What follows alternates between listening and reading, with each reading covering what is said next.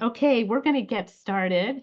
And hello, everybody, and welcome to today's webinar. We're so excited to have you on board. My name is Judy Browse, and I'm the Executive Director of the North American Association for Environmental Education. And we're really happy to see you here today for the webinar, which is all about raising more money and asking better questions. And you're going to find out a lot more about all of this. And this is a 90-minute webinar, and we hope you'll stay as long as you can. We know that everyone needs more funding. There's no lack of creative ideas, and this webinar is really going to help all of us with our fundraising efforts. We know that everybody wants to do fundraising, wants more money, and some of us are petrified about asking questions or asking for more money. So Andy and Harvey are going to help us.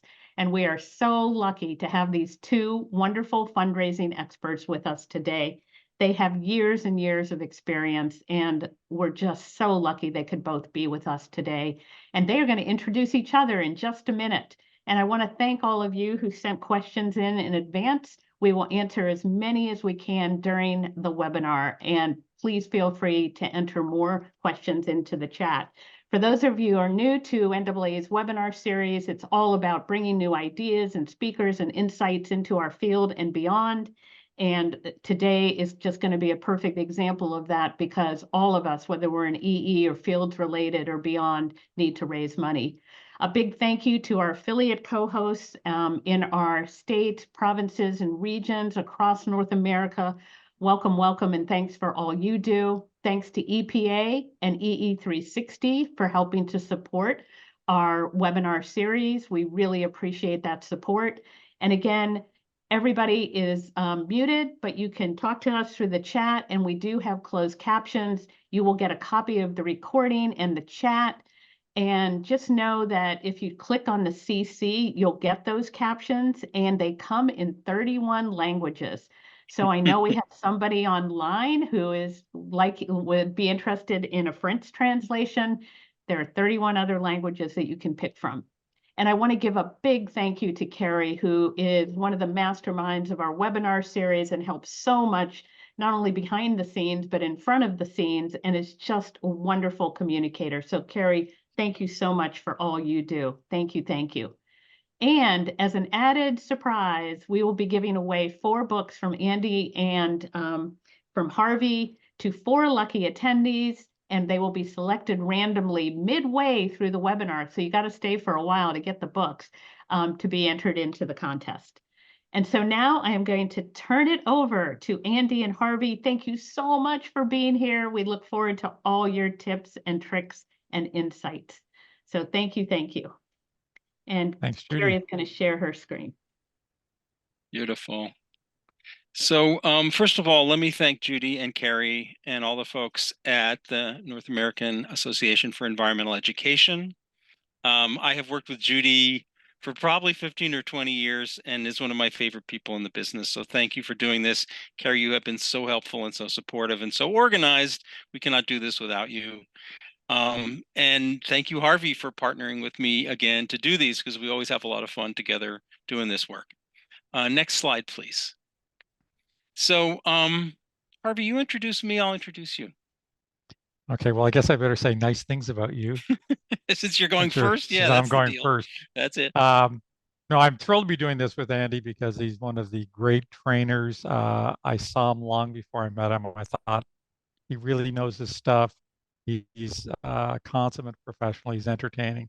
He's written a half a dozen great books. There's probably a few hundred fundraising books out there, and these are among the best. I highly recommend it. Incredibly readable. And he also has a pretty famous newsletter, which is called Train Your Board, which I highly recommend. Again, covers everything about nonprofits, and it's really spectacular. I read every issue. Thank you, Harvey. My friend Harvey McKinnon is one of the world's great fundraising thinkers, practitioners, and I think also trainers. Harvey's based in Canada, but has literally worked all over the world, and is a regular at many of the international conferences supporting fundraising around the world. Harvey is the author of, I believe, 5 books at this point. 6? Oh, you've tied me. Catch up to you. this was your goal. You've made it. Congratulations, which are also informative, readable. And I will say, we will probably touch on this a little bit today. Harvey is one of the people who made monthly giving a requirement for all of us, going back at least 2 decades now, and is really one of the gurus of sustainer programs. And we have a good time together, so we're glad to share that with you. Next slide, please. So here's what we're doing today. We want to help you think about how your donors are thinking, the questions they might be asking, or maybe mentally asking but not verbally asking, and trying to help you think about better answers to those questions. The goal here is to strengthen your relationship with donors. That's how we raise more money, is through stronger and more intentional and more reciprocal relationships. This is really a webinar about donor engagement. And we're going to go at this from 2 different sides. We're going to talk about what your donors are thinking and how to anticipate what their questions might be and try and address them. That's going to be Harvey's chunk of this. And then we're going to flip it and say, okay, imagine that you talk to a donor and the donor says, yes, I'd like to give you money. This will happen to you from time to time. What questions should you be asking in that moment to learn more about the donor, to deepen the relationship, to find out how to serve them better, and how to ultimately raise more money over time with that donor? So that's where we're heading. Next slide, please. So we want to know why you're here. And the simple answer is you probably want to learn how to raise more money, and that's cool. But if you have more levels to the answer, we would love to get some of that in chat. So go ahead, and there's quite a few people, so hopefully we'll fill up the chat box. Why are you here? Savannah's looking for unrestricted funds. Yes, we are all about that, and we will be talking about that That's at the some first length. time I've ever heard that as a request. Yeah, Nicole says same. Yeah, everybody wants the unrestricted money. I do. Harvey, you want some unrestricted money? Yeah, I know Judy does. So you guys can follow along in chat as the things are popping up here. I won't have to read them all. But project funding, donor trust, how to keep our programming fresh so donors are continuing to be interested. That's an interesting, it's probably a whole nother webinar, but that's an interesting question. Anything else you want today, go ahead and put it in chat and we will keep paying attention to that. Now, this is a chance for me to say that we're going to try and answer questions throughout. We do have Q&A at the end. And anything we don't answer en route, we will try and answer at the end. And we'll even stay into overtime for those. If we don't get all the questions answered in 90 minutes, we are committed to hanging out until we answer all the questions. So we will take care of that. We will make sure that you get the slide deck. I believe we are recording this, so you'll get the recording as well. And we have at least one additional handout to send to you that will go out with the slide deck and the recording. So those logistical things will be handled by Judy and Carrie and their colleagues at NAAE. So thank you for that. Next slide.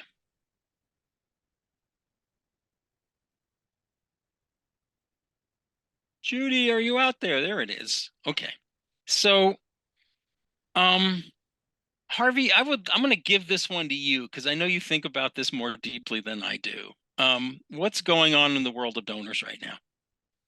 Well, some good news and some bad news. The basic thing that has happened in most Western countries where we have good data, which includes the United States, Canada, Australia, England, or Britain, is that there are fewer people making donations to nonprofits, although the people who are giving slightly more. So the Giving Institute in the States said there's a significant drop, first time in my lifetime of working in the sector, over 40 years, back in last year.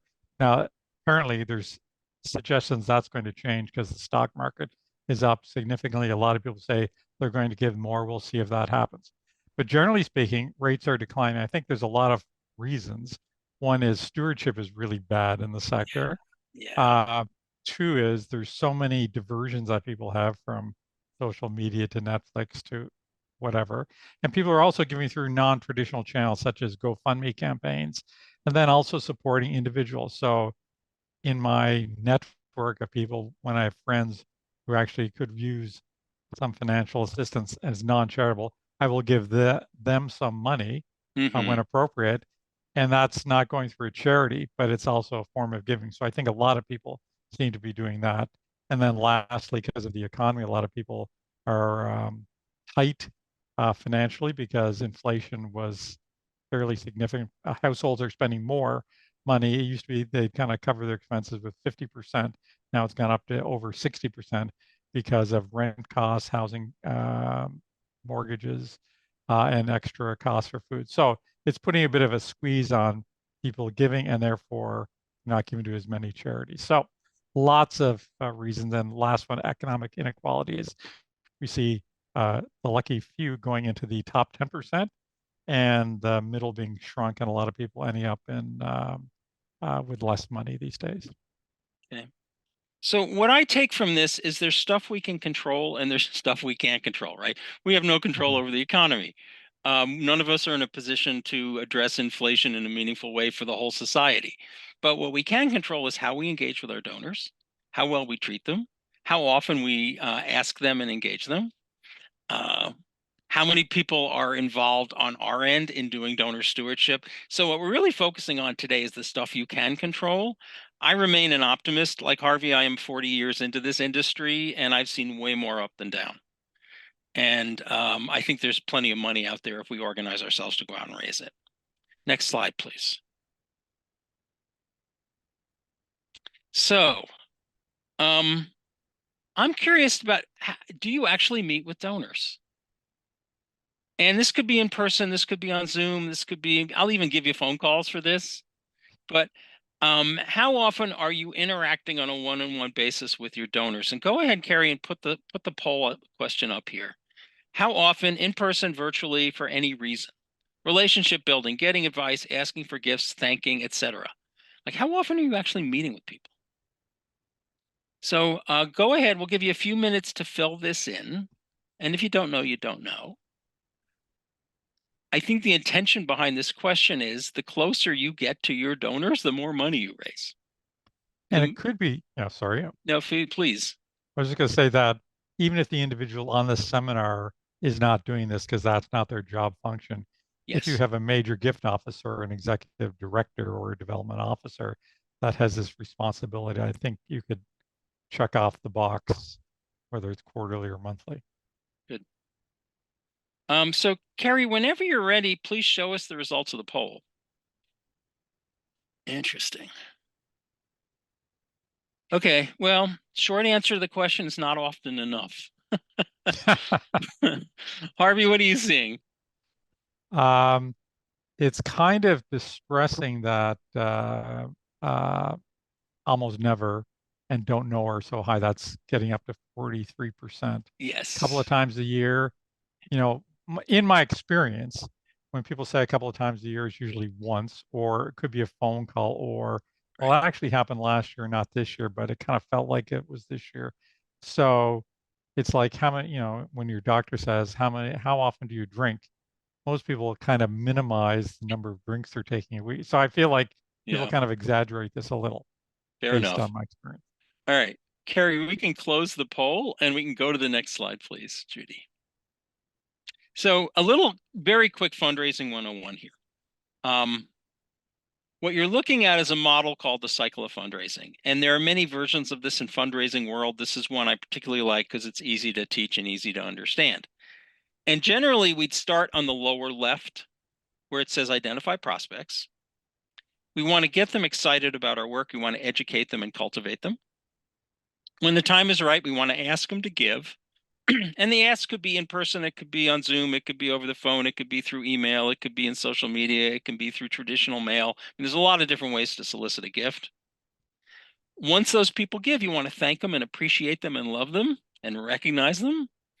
Our goal with any donor following our way around here is to involve them more deeply in the work. If you are really good, you take the people you've involved more deeply and you say, hey, do you know other people that might want to be involved with this? And you use your donors to identify new prospects, which is how we complete the cycle. Now, what you're looking at is the modern theory of fundraising. Anything you need to know theoretically about how fundraising works, it is represented in this slide. You learned it in 90 seconds. It's not difficult. And the reason I bring this up is that this is a model for inclusivity and fundraising. And there are many people, and some of people on this call, who will say, like, I'm not going to ask for money. I can't do that. That's too weird. That's uncomfortable. And my response is, you know what? Maybe you're not the asker. Maybe you're doing some of the other steps in this process. And I think we have a fundraising culture in our organizations. This is how we benchmark it or measure it, is that everybody in the organization has some piece of this cycle. Maybe the person who is writing thank you notes is not the person who is hosting the cultivation parties, who is not the person who is asking for a gift. You can spread that work across the organization. And so give me the next slide. I think it's the next one. And I just one yeah, thing to add about this last slide is that yes, the asking doesn't have to be in person yes, or over the phone. The asking yes. could literally be writing a compelling letter or a compelling email or even a post. So there are some individuals who will never be able to ask for money in person, but that doesn't mean they can't be great fundraisers if they're good writers and, even handwritten notes Or, to maybe they're donors. just active on social media and they have a big Totally. network and Yeah. they're willing to promote to their network. That Yeah. is fundraising 100%. Yeah. So let's look at the timepiece. Next slide, please. This is borrowed from our colleague Tina Sincotti, who's in Boston, lovely fundraising consultant. And Tina took the model and carved it up by time allocation. And in this case, the identify prospects started on the upper right and went around. What I would have you notice is the slice where it says ask, which is at the bottom and is the smallest slice, is like maybe 10% of the work in fundraising. And the other 90% is the stuff we do before we ask to cultivate and ready the person, and the stuff we do after we ask to appreciate them and engage them. And a lot of what we're going to talk about today is not the asking part, it's the relationship building and management and multiple engagements part of this. And a lot of folks who are new to fundraising, they're really stressed out about the ask. They're uncomfortable, they're freaked out, whatever. And my response is always, that's not where the work is. The work is all the other stuff. And yeah, somebody has to ask somebody to give. That is absolutely true. But if we're talking about donor retention, it's not just the ask, it's the relationship. And when the money gets in front of the relationship, you have a problem. So the goal is always to prioritize the relationship. Next slide, and I think we're going to hand this off to Harvey. So you've got the next run of show, my friend. Go for it. Thank you. So a core thing is figuring out what your donors. This could also apply to prospects because there are people who will give you money in the future who are currently prospects or will become prospects. And one of the internal problems we often face in organizations is that we assume we know what donors want. And we have some probably good guesses because they may be like us. But generally speaking, a lot of organizations have people who are younger as fundraisers than their donors. Their donors are often people in their 60s and 70s and 80s. And so you don't necessarily know exactly what motivates them because there are differences that happen in different generations, even though there's lots of things in common. But the core thing is, I'd say based on my decades of experience, is that donors want impact. They want to make sure they can see where the gift is making a difference. Sometimes they want to change things. Sometimes they want to preserve things. Like if you want to protect this river so it doesn't change, would be a good example. So there's all sorts of different motivations. They're all emotional reasons that people, everything that drives us is an emotional reason. And the book that this kind of first half of the seminar is based on is called The 11 Questions Every Donor Asks. So I spent a lot of time figuring out what kind of questions donors might have, and I synthesized it down to 11. I didn't really care how many there were, but that seemed to be the number, and nobody's really come up with another one since this first came out. I guess, oh my God, 19 years ago. Kind of shocking. But what I try to do is figure out what do donors care about? And if you can answer these questions in advance, then you're already halfway there. And you can answer a lot of these questions, as you will see, by putting the information up on your website, having preliminary conversations, filling things out in a grant application, etc. Next slide. So our minds are constantly full of questions. Everybody on this call is, should I show up for this webinar? Or who are these guys? Or what am I going to learn here? This is Why our aren't they lives. charging me any money for this? Why is this free? I should be paying What's for the this. problem with that? But really, when a kid goes to school the first day, they're thinking, will the teacher like me? Will I make any friends? Can I do the work? Same thing when you're a teenager. Can I get tickets to that show? Is that hottie in the front row ever going to turn around and look at me? Can I afford these new sneakers? Whatever it is, this is how our minds work. And so anticipating questions in advance, as I said, reduces barriers to giving. Every one you answer reduces a barrier. And it doesn't mean that donors all have exactly the same questions. Some questions for a couple of people may not be relevant at all. But fundamentally, this is, the basic 11 questions. Next slide. First question is, why me? So everybody's favorite subject seems to be me, especially as you are younger, and we change over time. But our donor wants to know how you perceive them, what you think of them, do you approve of them, do you care about them at all? And really, both Andy and I really believe if you're only interested in the money, that's a problem. If you're not interested in them as an individual, helping them solve some problem that they want solved, then that's it's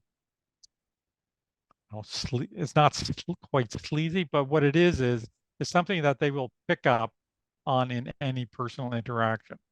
They can tell that you just care about their money, and that's not the basis of a long-term relationship. And really great fundraising is focused on the long term. When Michael Bloomberg first gave a gift to his alma mater, it was $5 some 50 odd years ago. And so far he's given 3.44 billion and lots more to come because he's worth about 80, 90 billion and he's giving it all away. So, you know, look at the long-term perspective on a charity. When you recruit a monthly donor, as we might talk about a little, they come in at $20 a month, but they could be worth $4,000 over time. And then they're among your best prospects for a legacy. So much of fundraising, including, I hate to say, some of our clients, is focused on this quarter or this year as opposed to investing in the future. And I know that's not always as easy as I think it is. Next question.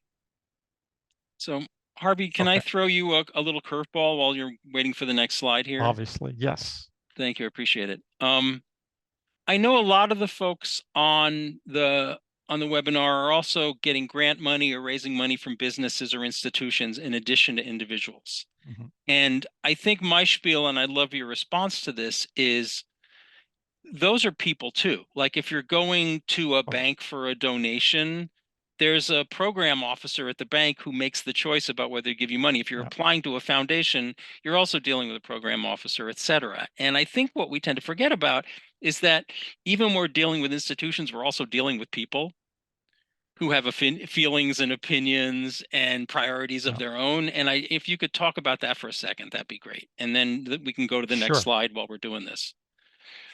Totally agree with that. And here's here's a story. I was going to a foundation many decades ago when I was working for Oxfam, the International Development Agency, and I found that the Canadian government CETA program had a new grant program for international education in Canada.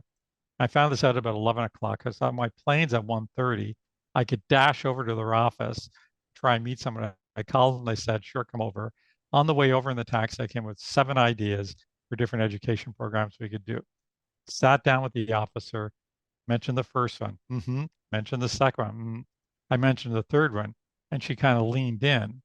And you could just tell that she was interested in. And so I abandoned the other 4 and just kind of rolled that out. And this is in 1980, and we got like $70,000, and it came in for about 7 years. So a significant amount of money based on my figuring out what she felt about different things. And so I think one of the great skills we can learn and develop is paying attention to body language, listening to people, repeating back what they say so they feel like they're heard. That works great when you're talking to major gift people as well as foundation officers. So that is one kind of example. Thank you. So in terms of part two of the why me question, so some of the answers could be, well, you care about cancer because I know you've had cancer in your family. You've met this person that came to the women's shelter whose life has been transformed now that she's in a safe place. You'll inspire other donors to help protect this endangered rainforest. You'll solve our community problems. You've got answers for all of these things, but these would be some of the reasons why you are in fact talking to them. Next slide. So the why are you asking me? Core question is you. And people want to know, is there some self-interest here? Is this person asking me because they benefit personally? Say Donald Trump, for instance. If I can do that, I'm a Canadian, so it's like I thought I could get away with that. They want to know if you've given. So if you're asking somebody for money, the theory is, and I believe this to be true, is that if you haven't given yourself, your ask is not an authentic ask. When you can say, I've given to my capacity, that's inspiring for people. It conveys that you believe in this organization as well. And that does make a difference to people. And people often pick this up. People want to know who else has given, as their peers given. We had a hospital client where the donor who had normally given $25,000 a year was asked accidentally for $10,000, and he gave the 10,000. And then when the annual report came out, and he's in the $10,000 category, and all his peers are in the $25,000 category, he called up to complain, like, I can't believe he didn't ask me for more money because all my friends are here, and this is really embarrassing to me. So knowing who else is given is a critically important issue too. And if you get permission to reference other people have given, that's also inspiring to people, because if you can say, well, all your colleagues in the hospital who are doctors in the surgical department have given, would you like to join them? That's kind of motivating. Next slide. Do I respect you? So core thing in fundraising is trust, and trust is earned, not given. So the amygdala, which is our lizard brain, is constantly looking for, flight, fright, and freeze are the three things that happen. And a slick salesperson may remind him of that movie they saw where that person's kind of creepy. So you want to be authentic. You want to be uh, compassionate about their particular situation, and you want to be really passionate about your cause. And that builds trust. And as Stephen Covey says in the great 7 Habits of Highly Effective People, trust is earned. The bottom level is when you're working with somebody, you give them something. If they accomplish it, they do a good job, they move up the trust ladder to get to the point where I have a call, in fact, virtually all of my colleagues now, because I worked with them for so many years, I will give them something to do, and I will know they will do a great job because I've seen year over year that they are competent, committed, and do the work that they have to get something done. So again, you can't expect somebody who's never met you before to instantly trust you, no matter how trustworthy you are. And that's why really good fundraising takes time. Next slide. So, Harvey, there's a question here, which I think this is the moment to answer, which is, how do we frame the conversation in a relationship way when I don't actually know the donor? So it doesn't feel like a pitch. And, my answer, and I think this is the classic mistake, is people show up with a pitch instead of questions. Right. And the classic ratio you want in a donor conversation is the donor should be talking like 2/3 of the time. And so the way you address this, I'm going to give this to Nicole since you raised the question, Nicole, is show up with questions. Who are you? What do you care about? I noticed you've given to our organization before. Why is this work meaningful to you? How would you like to be involved in this work? What do you see as your role? And I mean, do you have any other thoughts on this, Harvey? How do we turn ourselves from salespeople into listeners? Yes, I do. The line which might help people remember this is why you have 2 ears and 1 mouth. So Yes. 2/3 Yeah. of it is listening. The second thing, which I hope people will stick in that, one of the first things I learned 40 odd years ago, is that when you ask for money, you get advice. And when you ask for advice, you get money. So by asking questions, you are asking for advice.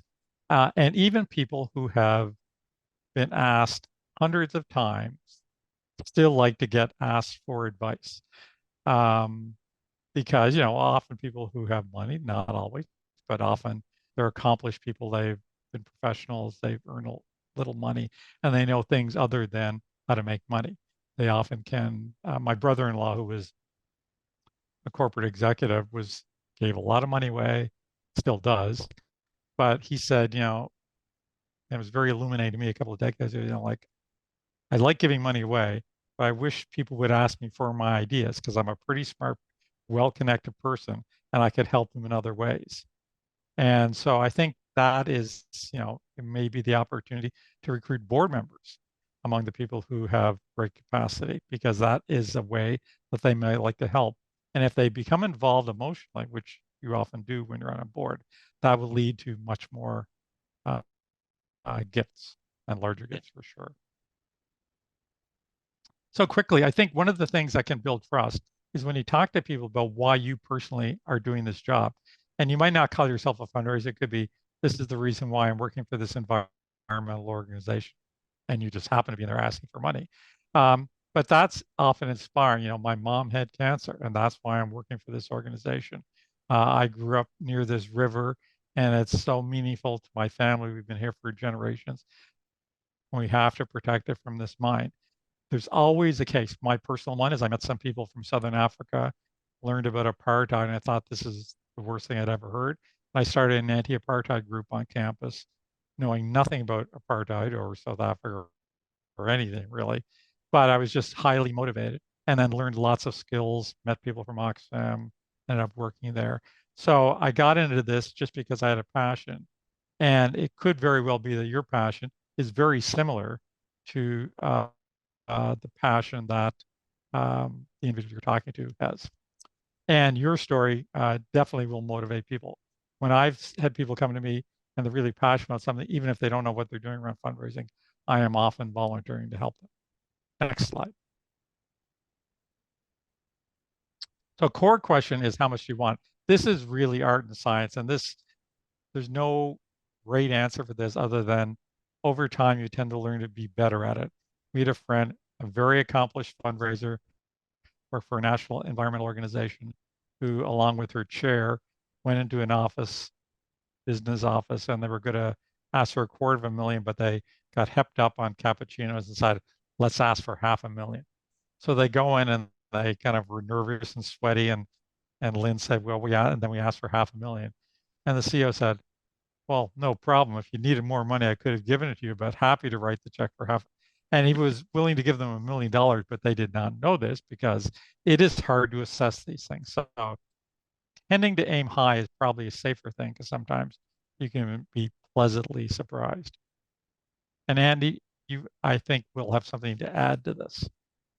Well, you can always negotiate down. It's very hard to negotiate up, right? If you say to somebody, will you give $1 million? And they say, whoa, that's out of my league. You say, well, what's an appropriate number? Is $500,000 the right number? What's the right number? But it's very hard to go in the opposite direction. If somebody says, will you give $50,000? And I'm like, yeah, no problem. That's easy for me. You can't then say, well, how about 100,000? So when in doubt, start high, I guess is the answer. Yeah, Jimmy Alford is one of the great American fundraisers, sadly passed away. Once told me a story of where they identified a donor they would hope would give $1 million. And they talked to the donor and said, well, I can't actually do that. I can only give $125,000. And Jimmy said, well, could we work on this to see if there's some possible way you could make a larger gift because I know you love this organization.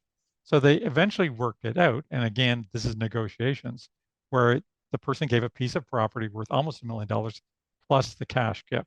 So they ended up giving more because they were trying to solve the problem together. So again, asking that question. It's a good answer. So, yeah. Right. Next question. So why your organization? You have lots of competition. What makes your group stand out? The core thing is, next slide, your stories. There could be 500 environmental organizations working in a particular state or province or country, but your stories will be unique to you. So, storytelling, you can do things with telling stories they can't do with presenting facts, and that's move people emotionally, and people give for emotional reasons. When you tell a story and you listen to the person um, and what they get out of the story, that essentially gives you the ability to ask better questions in response. So you actually have a dialogue going. And again, you try and pick the stories that will motivate the individual you're actually having a meeting with or talking to over the phone. Next slide. Is there an urgent reason to give? So I think this is one of the three most important questions. If you're working around the environment, we are constantly dealing with urgency because of the climate crisis, et cetera. So that gives us a little advantage. But another way to get urgency is we have targets and deadlines for a matching gift. So we need 100 new donors by next March 31st. That gives a sense of urgency that motivates people to give. And again, targets, one of our clients would have 500 monthly donors recruited over a certain period of time. And you can see them getting closer. So it allows you to actually communicate with people more often to report back on how close you're getting to the target if you're doing, say, an email series asking. Next question. Is it easy to give? I also think this is possibly number two. So if you don't make it easy for people to give, they will not give. In 40 odd years ago, I wrote a check to Amnesty International. They did not have a postage paid envelope or stamp on it. So it sat in my kitchen. I can still visualize it on the counter. And after 3 weeks, I didn't get to the post office. And I thought, well, I'll send them some money some other time because I was overdrawing my bank account. Well, it took me about 35 years before I sent them some more money because they didn't make it convenient for me. I never got onto the monthly giving program, etc.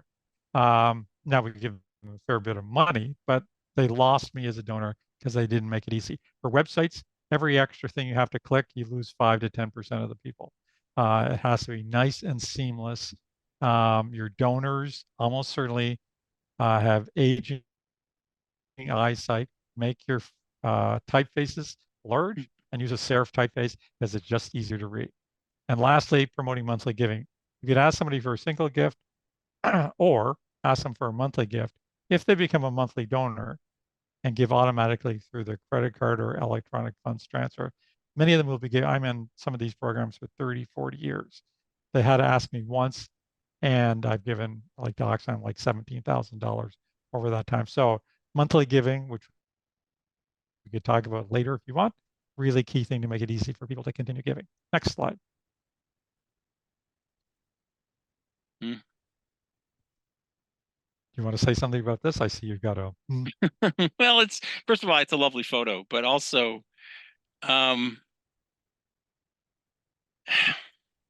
people want to be heard, people want to be seen, people want to be recognized, people want to be appreciated, they want to be loved. I mean, that's a universal human thing. And what I'm thinking of is this is how we get the relationship in front of the money, is through this, is through that treatment. So I know you have thoughts about how to treat donors more intentionally and more appreciatively. So go for it. Well, starting with a story, a friend who worked at the San Diego Zoo received a call one day, and somebody who had called another zoo in California, wanted to make a donation, was given the runaround. Like they were kind of rude to him. So he called up San Diego Zoo. It resulted in a gift and ultimately some really large gifts, then ultimately about $100 million in a real estate gift because he felt he was better treated at the second place he called. And the number of stories I know around this are just kind of countless. But it's like, you know yourself if people are rude to you or ignore you, um, you're not building a relationship with them. So we cannot overemphasize how important it is to steward your donors and prospects and be nice as humanly possible to them. Attitude is key. Next slide. So some donors care about numbers and some donors don't, but I think there's two ways to measure. You can say, we help protect 22 acres of rainforest, or we took care of this child that grew up in poverty, got them to a summer camp. Now they're doing incredibly well. So there's both stories and numbers. John Wood, who started Room to Read, very good international organization. I saw him speak a couple of years ago. There were maybe 150 people in the room. He came out with $500,000 with a brilliant combination of storytelling, how he started this organization, because he was hiking through Tibet, came across, or Nepal, came across this small community. They said, do you have a library? They showed him this little box that had a lock on it with the 22 books they had, including Danielle Steele and a 1912 chemistry book kind of thing.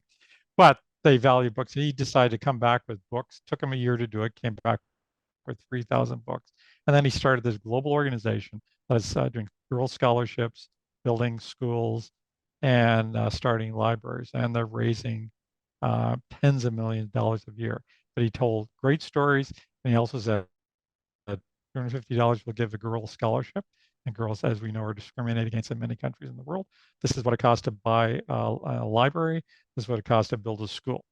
So when you give people tangible things to spend their money on, that's measuring results. And then you can report back to them. Next slide. So unrestricted gifts seems to be appropriate for this one. Yes. Here is the sad thing. People like to give money for things that are tangible. They like to give money where they can see the impact. Most organizations on this call, most organizations we've ever worked with, hate earmarked money. They want unrestricted money. Yes. So I could totally understand why you do, because you have to go through a lot of hoops. I've had to do this over the years, and it's no fun. It's complicated, and sometimes you're diverting away from your mission. However, my kind of feeling is at a certain point, you try and get a undesignated gift, and there's some visionary people who will give you money for the undesignated stuff. But how you can build trust in a long-term relationship is give people the ability to make designated gifts and build that trust and relationship with them so they get to the point of loving what you do and trusting you so that they will then give you undesignated gifts. And I've seen this happen. So keep, that doesn't solve your problem. And Andy may have some comments on how to get undesignated gifts. Well, I'm going to do a both and. I think everything you said, Yeah. Harvey, is correct. And we have to meet donors where they are. And if where they are is, I want to give you money for X and X is within your mission, take the money. But I would also say as fundraisers, we have to get better at asking for unrestricted gifts. We have to be able to say, when you give us X, it supports the whole range of programs. It allows us to provide environmental education in the schools. It allows us to provide environmental education in the community.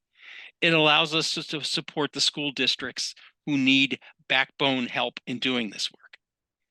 And yeah, you could designate your gift to this program or that program, and we'd love to have it. But what we really need is the ability to deploy this money. And you can be a hero to us if you will give us that money. So I think it works both ways. And I think, you got to follow the donor's lead to some degree.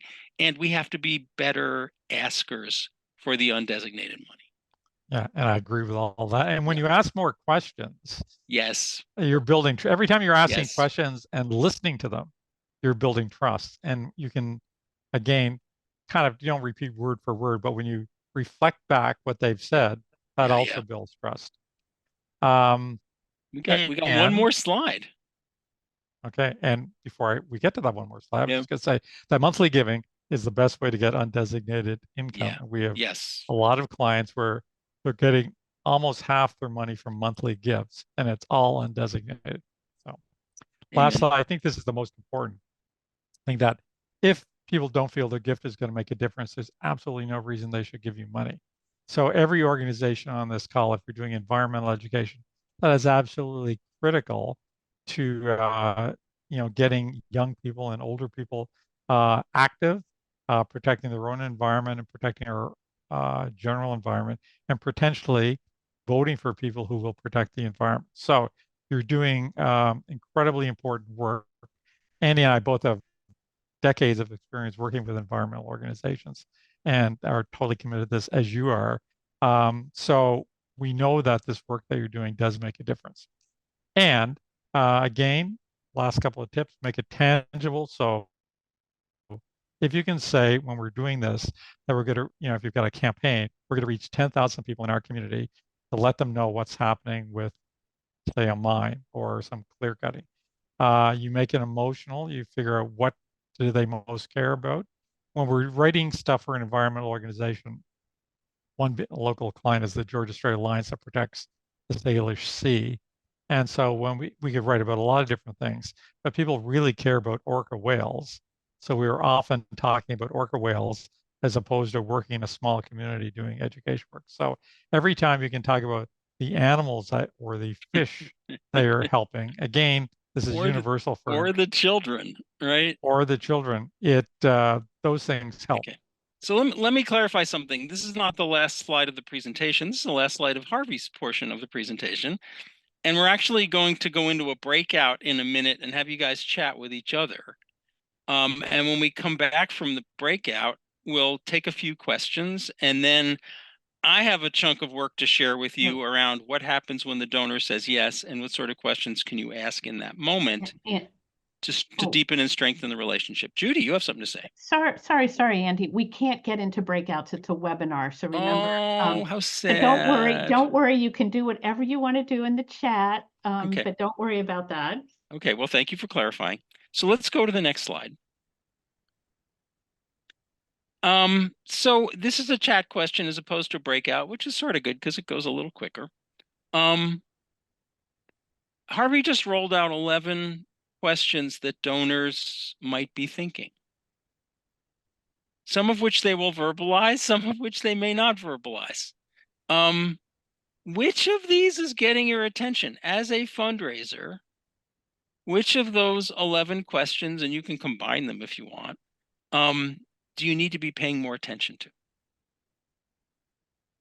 And just jump in chat-wise. And while people are doing that, Harvey, I will pick your brain on this for a minute. You're working with all these clients, and you have for decades. Which of these questions are your clients missing or avoiding or ignoring or just not attending to well enough? And you're welcome to say all the above, but is there one that's jumping out?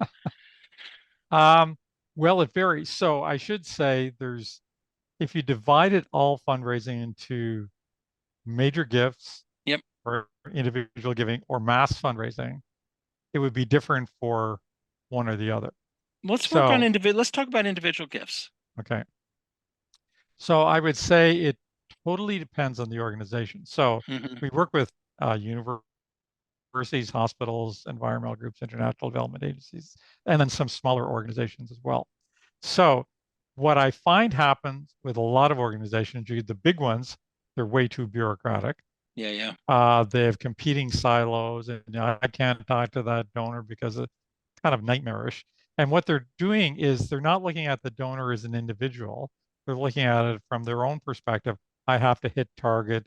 And so that's a bad thing as opposed to looking at it collectively. How can we raise more money for all the great work that we're doing?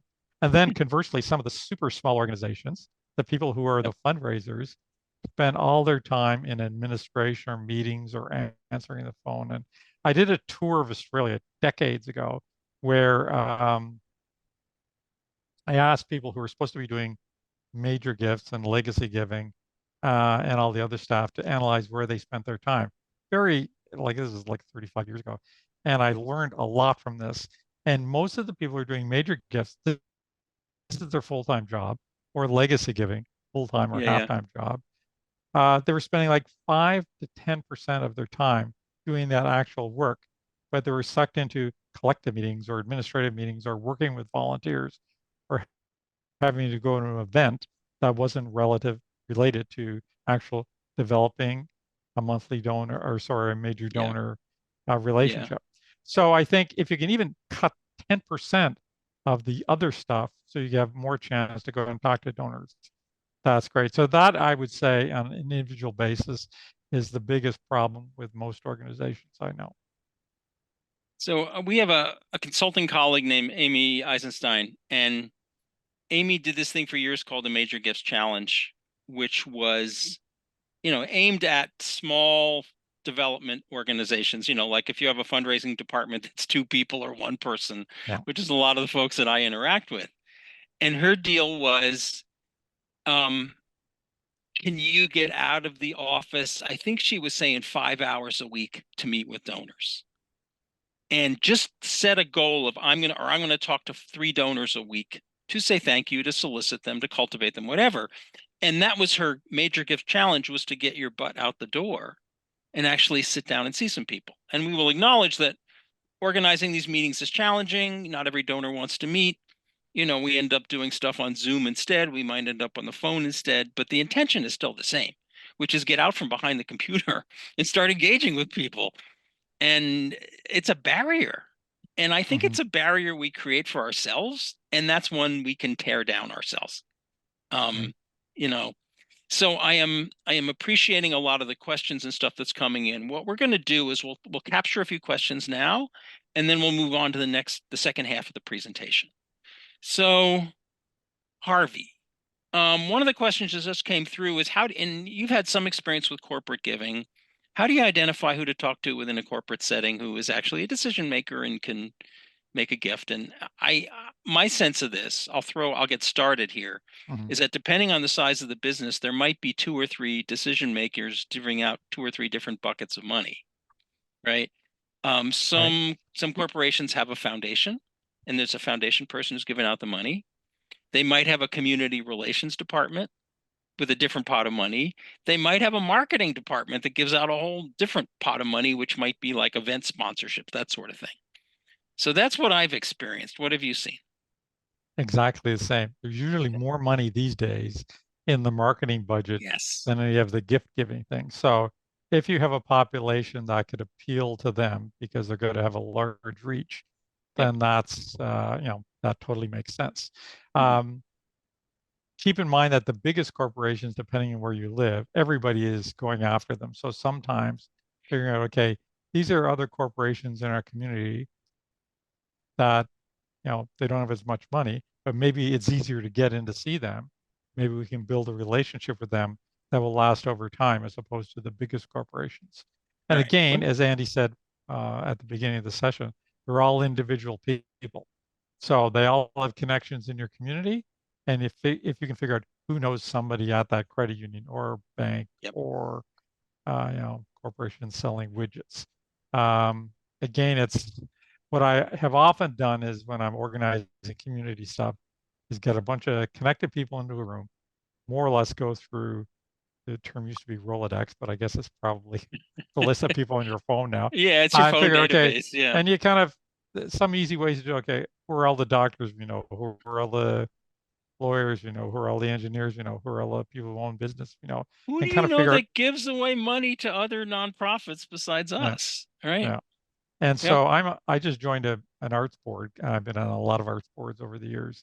And when I was doing some pro bono work for them a decade ago, I said, get every donor list you can for other arts organizations and other community organizations, pour through them. If you find somebody's name more than once, they are a philanthropically inclined person. And I had a meeting with them the other day, my first board fundraising meeting, and they actually took my advice.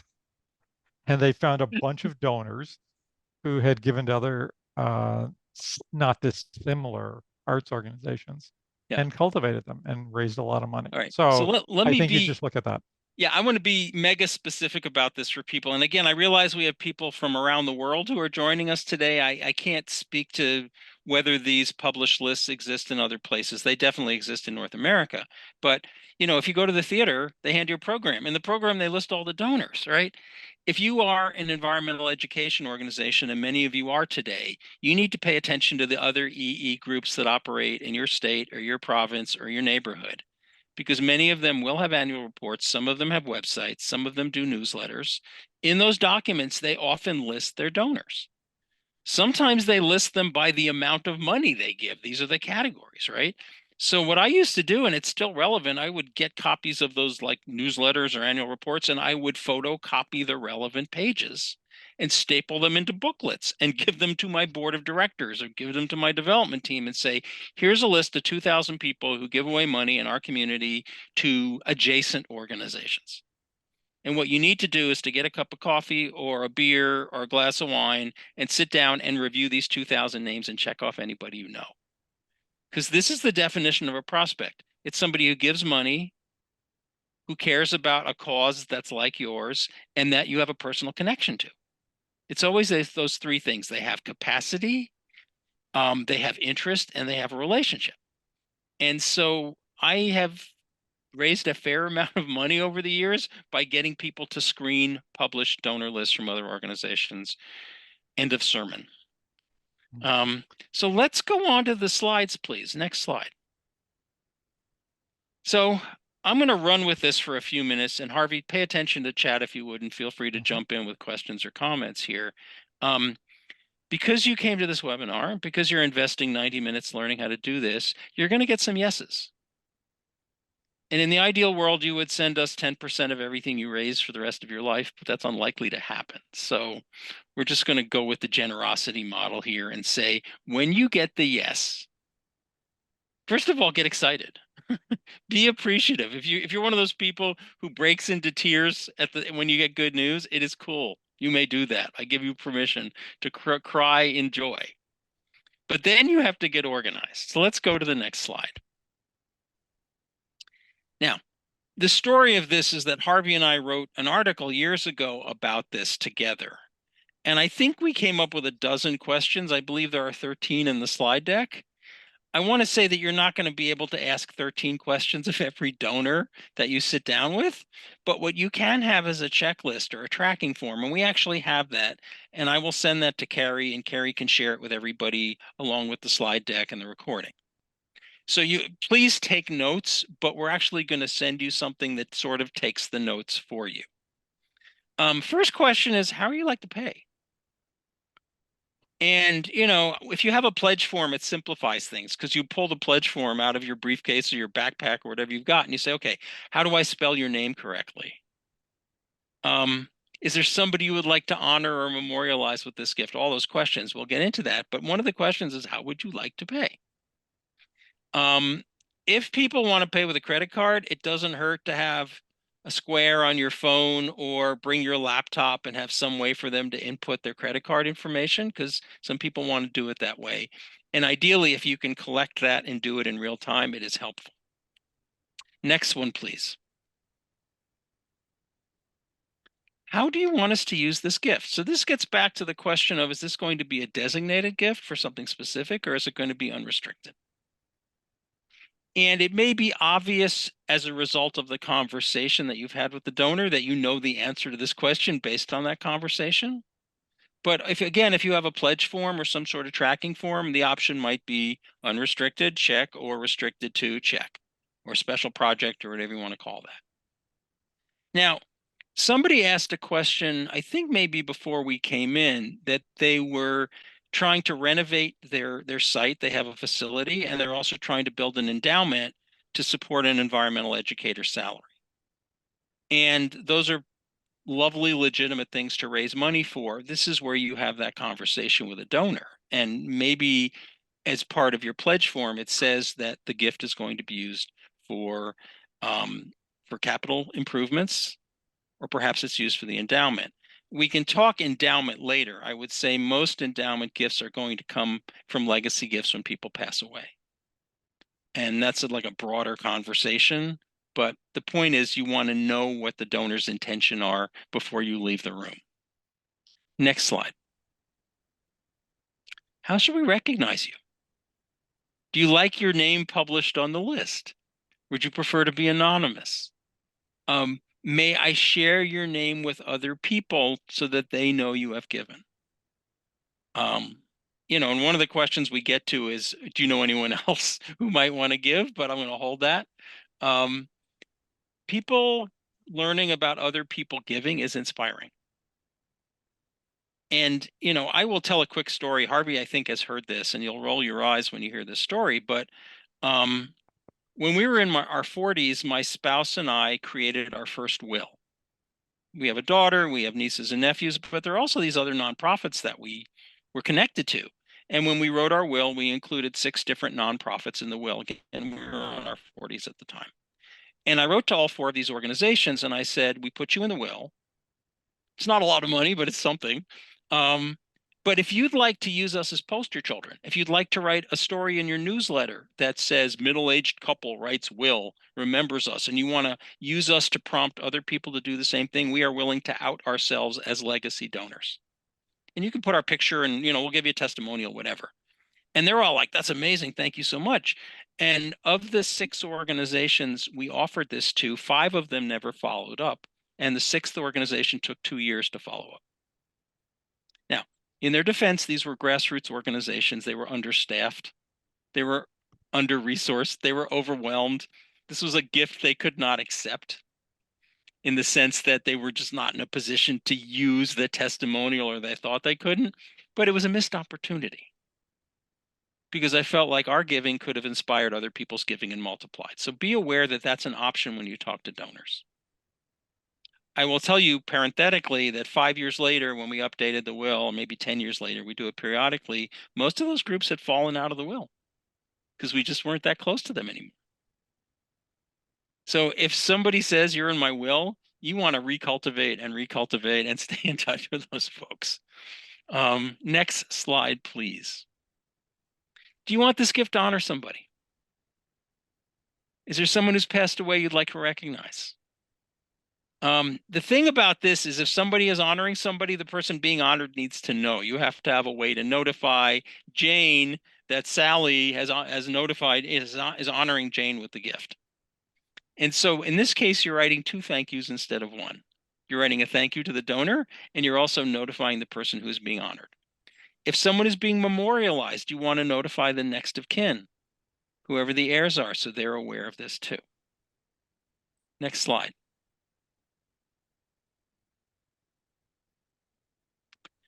This could come earlier in the conversation, and I want to say the sequence I'm giving you here is not the automatic sequence. You might end up shuffling the sequence of these questions, which is totally fine. Why? You just made a really generous decision. I'm so grateful you said yes. Say a little more about this. And, where I'm going is that if you can get testimonials from donors about why they give, that is gold. That is really good content for you to use in your letters, on your social media, on your website, in conversations with other donors. So exploring this with people is really powerful. And also, it's another question you can ask them. It's another way to listen deeply to who they are and what they bring. Next slide. Here it is. Will you give us a testimonial?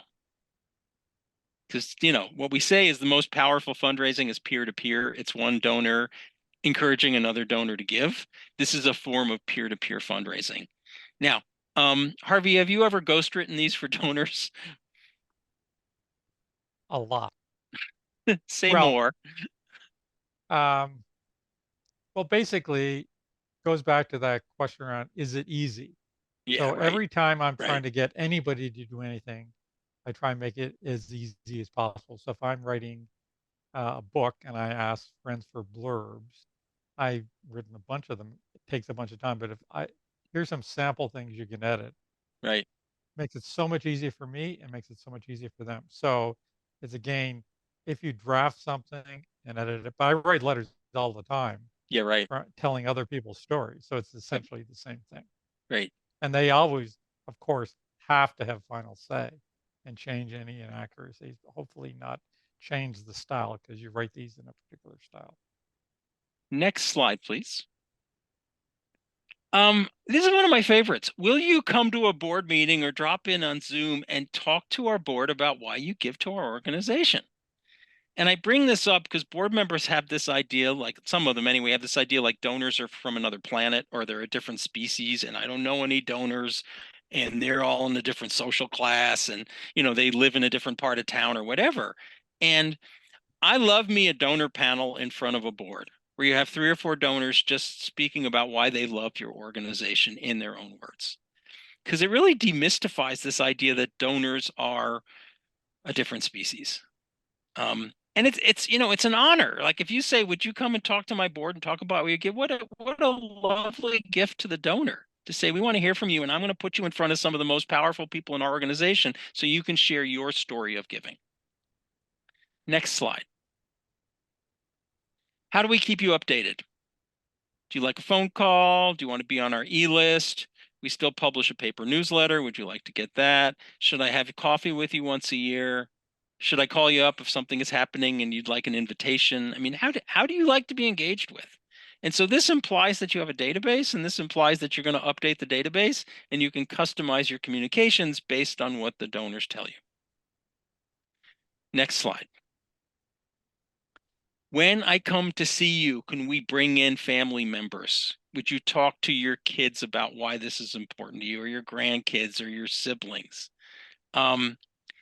This is super helpful. You want to turn it into a family thing, just not an individual thing. But this is really important if you're doing planned gifts, legacy gifts, because you want the children to know that the parents are into putting you in their wills so you don't have a contested problem when the parents die.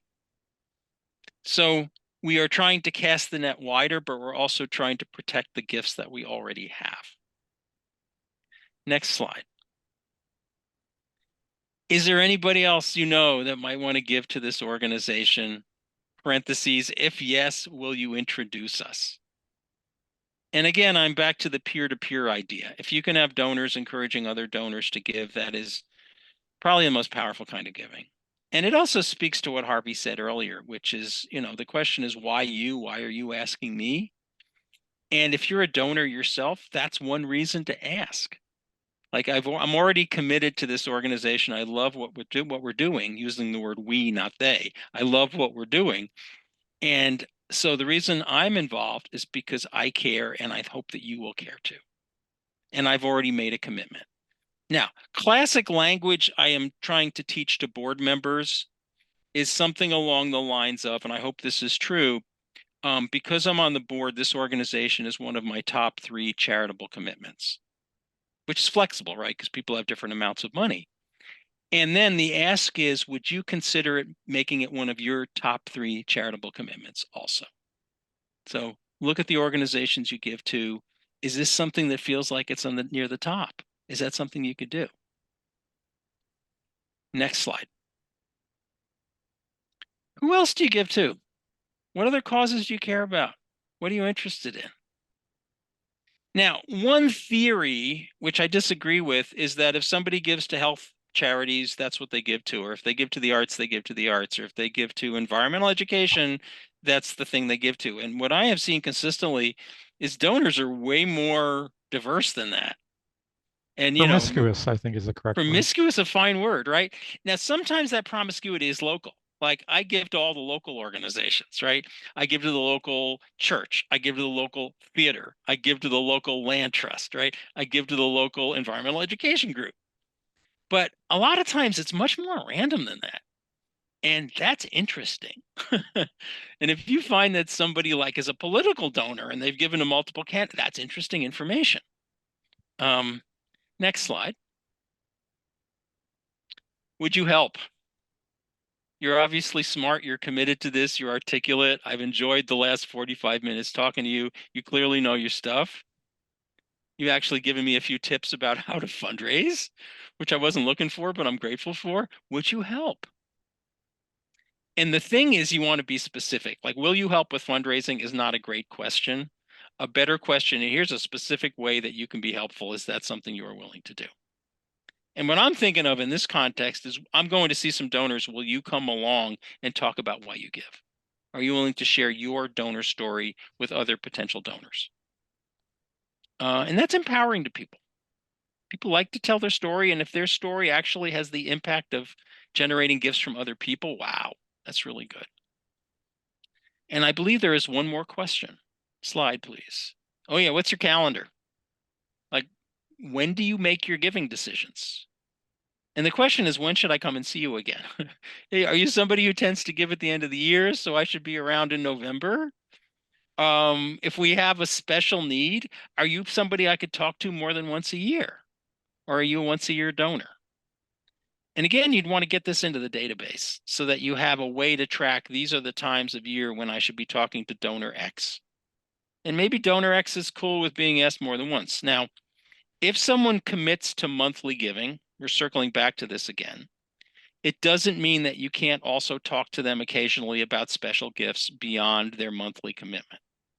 And usually that has to do with a campaign. Like we're trying to raise money to renovate the building, or we're launching a new program and we have to bring in another $50,000 to do it. Or we have this amazing challenge gift and we have to meet the terms of the challenge. And I hear this on public radio, public television all the time in the US, which is they do the pledge drive and they have a challenge gift, and a lot of the monthly donors are chiming in and giving extra money to help them meet the challenge that's on the table. So a monthly gift is not a ceiling, it's a floor. And sometimes you can get money beyond that, but you have to be sensitive to when you're asking and what you're asking.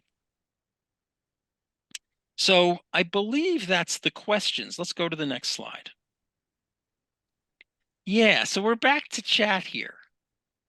And once again, this is the breakout that didn't happen because we're doing chat instead, which is good because we actually have a record of what you write and you can educate each other. We just gave you 13 questions. Which ones stick with you? And maybe they're questions you're already using in your interactions with donors, or maybe it's like, wow, I never thought of that one. I should be using that question more often. So this is market research for us. Like what stuck? We spent 15 minutes talking about questions you could ask donors. Which ones will you remember? Harvey, which one will you remember? Said one old man to another old man. I don't remember what happened 13 seconds ago. I kind of have memorized them all, to be honest. Yeah, right. But I'm not joking. What's present for you in this moment? Which one is top of mind? The questions of the 11 questions are the questions that you'd ask afterwards. The questions at the end, the 13 questions that you'd ask after. I think, like you, one of the best is, will you come to our board meeting? Yeah. Because that is asking them for something that is totally different than money. Yes. It's for them to participate in the community by speaking to these people. Yes. So it's inspiring for the board members. It's a gift to them, really, because you're saying you're an important person and we want to hear from you. So I think that's fabulous question. And that's getting a lot of love in chat. That's the one that most people are typing into chat is, will you come and talk to my board? Yeah. Yeah. And again, it could be Zoom, right? It doesn't have to be in person. Yes, sir. I was once asked to come and talk to a board for the Vancouver International Writers Festival to talk about fundraising, because I'm a fundraiser. It's what you do. Like books. Yes. And 2 months later, I'm on the board for 11 years. So kind of giving them a lot of money every year. So, and still volunteer for them. So you never know what will happen when you actually ask that person to come and talk to your board. Yeah. So this is where I share that Harvey is aspiring to read 100 books this year. And we'll probably get there because Harvey reads a lot of books. Yes, he will. And he'll tell you about all of them. So if you want a recommendation, but you're interesting. So if you want a recommendation, talk to Harvey. Fireweather by John Valiant and Fireweather you've recommended twice. And what was the one by Jim Charlotte? Jeff Charlotte, Undertow. It's about the slow civil war in America. Both two of the top 5 nonfiction books for the New York Times. And I believe Jeff Charlotte is a Vermonter, so he is my neighbor here in Vermont, if I remember. Say hi to him. I don't think I know him. He's almost as good a writer as you. Well, that's kind. So as mentioned, we do have a tracking form. And it's related. It's one of the exercises we put together, and I will make sure that Carrie gets that, who will make sure that you get it. But obviously, if you took notes, that's awesome too. So let's do a little Q&A here. Let's go to the next slide, please. And we'll pull some, and I know Carrie and Judy have been tracking some for us. I'm going to read you this one, Harvey. Mhm. How do you feel like philanthropy is shifting? I think some philanthropy is trying to put trust in the organization and not drive what programs people do by letting their personal interests take precedent. In other words, are funders backing off and are they more likely to let us do what we want to do? Um, What are you seeing? I didn't totally understand the question, to be honest, when I read it. Yeah, but I I'm think paraphrasing it. yeah, one of the things that's happening, the Chronicle Philanthropy, pretty good, probably the best publication on fundraising if you want to know what's going on, is there's a debate constantly among foundations and individuals who are saying, I'm just going to give you the money and I trust you, to organizations. And other people saying, well, you have to build and earn the trust. And we don't really trust organizations because they're full of people who have self-interest or not necessarily competent. And we want to have more control. So it's kind of holes, and there's, it's probably the realities in the middle somewhere is where things will work the best. There was an article, an editorial from somebody saying, we did test this where we just gave groups a bunch of money and let them do what they want to do.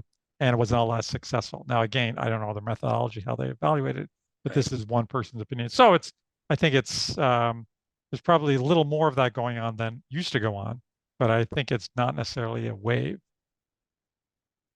Yep. Cool. Let's see what else we have here. Oh, this is the classic question about when is the right time of year to reach out to a donor.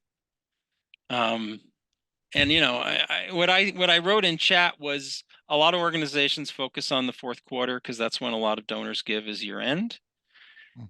And the sort of counterintuitive argument, if that's when everyone else is asking, maybe you should be asking at other times of year when there's less competition for people's attention. So how do you think about that? Well, it depends what kind of fundraising you're doing. So there's a difference between major gift again and mass fundraising. Yeah. So we work with a lot of clients running their digital and mail programs. Right. And we know that in the final quarter of the year, they're getting way more money than they would for any of the other quarters, especially the summer.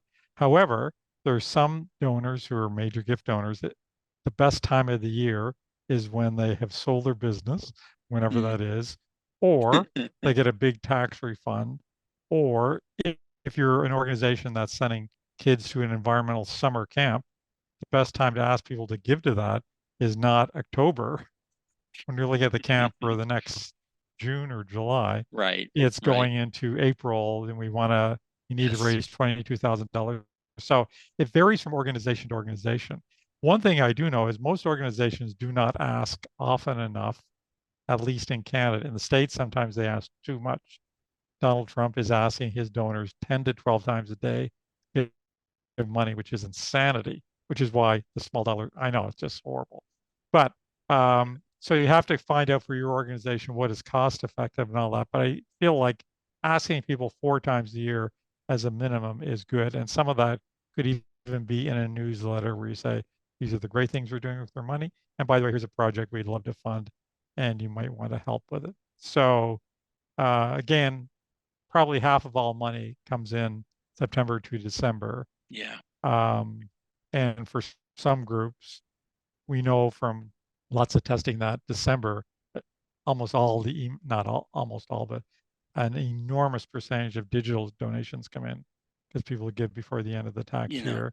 Even in the last week of the year, it's probably if 25% of all the gifts if for you're the year. not e-blasting your list on December 30th and December 31st, you are leaving money on the table because there are the people making those procrastinators who are dropping their money at the very, very end of the year. Yeah. So here's a question that's broad and is germane these days, and it's a question about technology and AI and how is that changing fundraising. And is that showing up in your work? Not a lot, but it will. Mhm. What I've found is like some of the I've seen a bunch of AI writing, and most of it's not great. But on the other hand, we've all used AI for many years. So if you're Yeah. using Theory, if you're using Grammarly or ProWriting Aid, these are AI, and they Yep. are useful tools that can improve your writing or speed up editing. Yep. So I'm all in favor. I use Dragon Naturally Speaking to dictate things because I have carpal tunnel. So these things help. So I think for any individual, you have to figure out what is the ethical way to use this. Like a lot of donors will not like this was written by a machine, should they find out. So that's a thing to consider. Everything I've ever seen, you really have to edit it if you have something churned out. But one of the things I find it's great at is churning out 100 subject lines for an email, doing lists of things. So I was working with a CEO in Indiana who at a women's organization that really needed an executive assistant. So rather than me write, here are 10 reasons why you need an executive assistant to free up your time so you can raise more money, I just went to ChatGPT to give me 20 reasons. 7 of them were great, took out 3, added another 5 that are appropriate to them, saved me a ton of time. So I think there's many ways we can use this that are helpful to our organization. And of course, it manufactures hallucinates, as they say, all sorts of information. So I wouldn't use it for scientific research necessarily. Yeah, but the thing is, we're trying to write inspirational copy in some cases, and maybe it's a tool to help you do that better. Yeah. So here's a question from Rachel, which I will paraphrase, but I think it's sort of the uber question for a lot of people in environmental education. How do you talk about a person's impact of giving for things so large, lofty as educating people about environmental issues that are very difficult to quantify, right? So if we are trying to build people's awareness of the natural world or connect them more strongly with nature, or create a therapeutic space for people in nature to heal, or just increase people's nature literacy. Hard to quantify. It's not like we served 500 meals last month to the hungry in our community, right? So, I mean, I have thoughts on this. I'll let you go first, because a lot of groups are out there that are doing important, necessary work that can't always be quantified. So how do you think about that? Well, I think it's a great question. And one of the ways to quantify it is by telling stories. Yes. So if you've been around for 20 years, you've got somebody who's now in their 30s that is working as a biologist and making a huge difference. And why did they want to become a biologist? Because they went through this kids education program and were inspired by the national world. So almost everybody has to have these stories. And even if it's a new organization and 2 years ago, this kid says, I want to be a scientist and learn about animals, and you can tell their story 2 years later. That's pretty inspiring. That invokes people's emotions, and it's a really good thing. And then again, you can, depending on where you are, you might want to say, okay, we know climate change is going to be a big issue in the future. We want our children to be living in a world that's not a dystopian hellscape. They have to learn about the environmental, our environment, and when they learn, they will become activists, and that will make a difference. So again, depending on the context and the community you're in, that may be a disaster or maybe a good thing. But again, when you get back to stories and giving children a future and optimism and hope, that's inspiring. So here's a great quote. Everybody write this down. Get out your pens or your whatever your keyboard you're typing on. Someone gave this to me. They said once, statistics raise eyebrows, but emotions raise money. And data is powerful. Stories are more powerful. And y'all are in the story business, right? You are a story generating. If you're doing environmental education work, and 99% of you are, that is a story generating machine. And you're going to get not only the stories, but the lovely photos of all the people you work with doing whatever environmental ed work you're doing, often in a beautiful place, not always, but always in an interesting place. And if you can combine those images with the stories of the people and the transformation that happened to those people as a result of your work, that is good fundraising stuff. So I want you to stop feeling like you're competing with the food bank, or you are competing with the health center, or you are competing with people who can measure the work differently. It's okay. You got enough. You have enough to raise money off of. You don't necessarily need to quantify everything. And You are welcome. And you can have a story from one of these kids that went through your program. Yep. So it doesn't have to be from the CEO of your organization. And you Yep. can write it like a 12-year-old would write it. It's And awesome. that, like handwriting on yellow lined paper, those things work.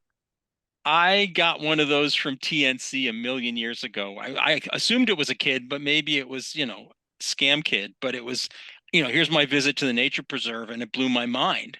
And this is, in 12-year-old handwriting. And I thought, what a great piece of fundraising. Yeah. Judy, I see you live. Are you here to engage?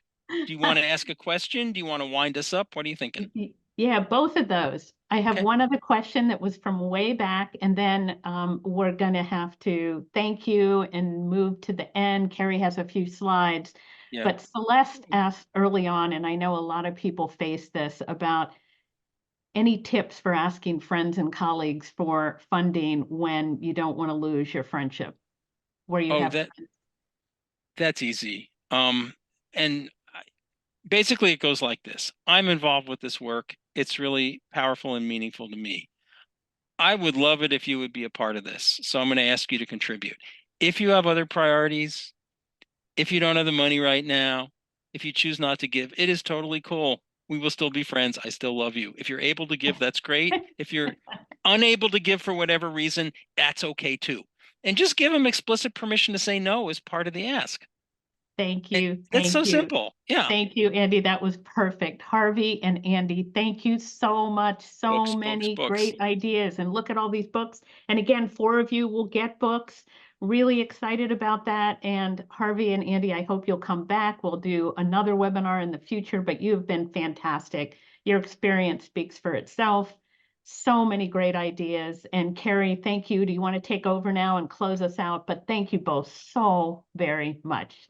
Thank you. Look at all the love in the chat. Yes, yes. Many hearts and flowers. Yes. And again, thank you so much to both of you for all of this insight. I know I was getting really excited as the days were coming towards this conversation, and clearly from the chat and from everyone's reaction, it has been nothing but a phenomenal conversation to be part of. So really appreciate that. And as everyone knows, we will be sending you the recording of this webinar. We've got the materials that have come through, and we'll share all of that on the EE Pro post. To continue with that, we've got an email coming for you in the next couple of days that will have the recording, so stay tuned for that. We've also got some items for NAAE, including our call for presentations for the conference we have coming up in Pittsburgh this November. We invite so many different points of experience, of research, and of education that all of you I know have to contribute. So we're eager to hear your proposals. They are due by April 26th, and you can go to conference.NAAE.org to share. We also have our Natural Start Conference coming up in July. It is our nature-based early learning conference taking place in Portland, Oregon this year. The registration is about to open, so stay tuned, and you can go to the conference site for Natural Start as well to get more details and plan how you'll be potentially attending that as well. And then I have a request from those of you who are on. We are so eager to hear your thoughts on today's survey, as well as your thoughts on what kinds of topics we can cover in the future. And so you can scan this QR code. You can go to the bit.ly listed there underneath the QR code, and then it will also be included in the email you receive in the next couple of days. But again, we'd love to hear your thoughts on Harvey and Andy's conversation, and certainly on the topics that as environmental educators, you're thinking about and looking for more information and learning on. So again, just wanted to say thank you one more time to Harvey and Andy. This was a phenomenal conversation to listen to interact with, and we can't wait to keep sharing these materials and get some fundraising going. Lots of tips and lots of good ways to make use of it. Thanks, everyone. Thanks, Harvey and Andy. Yeah, thank you for hosting us.